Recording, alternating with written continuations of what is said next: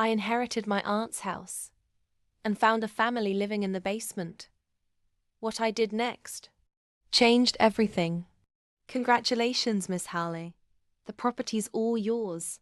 That's what the lawyer said after Aunt Marjorie's funeral. I hadn't seen her in 10 years, and suddenly, I was the owner of a 3-story Victorian house tucked into the sleepy hills of Vermont. She left no note, just a key. The house creaked with secrets.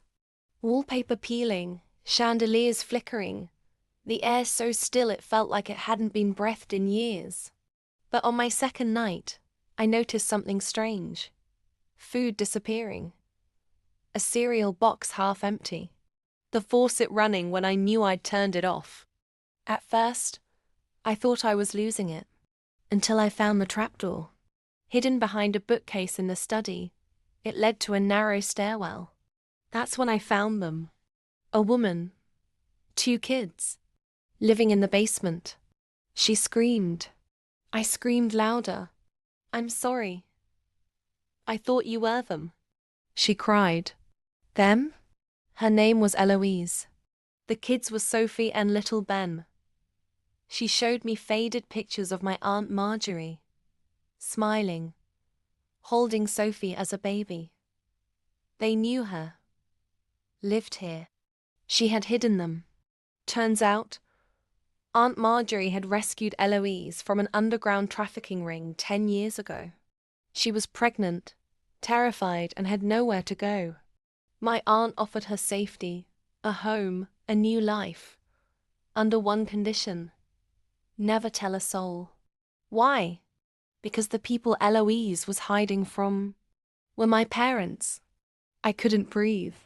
My family, my blood, had been running a rehab center that was really a front for exploiting women. Aunt Marjorie found out, and they buried her secret like they buried her reputation. I stood in that basement and made a decision. I wouldn't run. I would finish what she started. Step 1. I installed hidden cameras. I documented everything.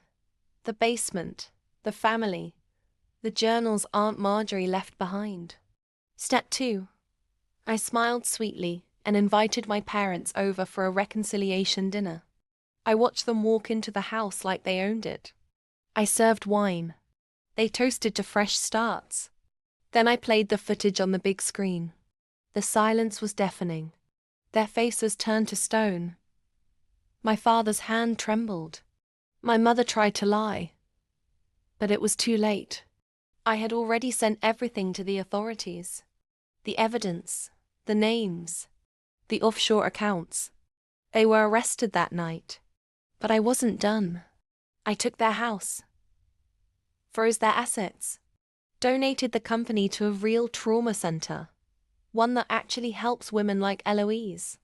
As for me, I turned Aunt Marjorie's home into a sanctuary. Safe, warm, and filled with stories of survival. She didn't die in vain.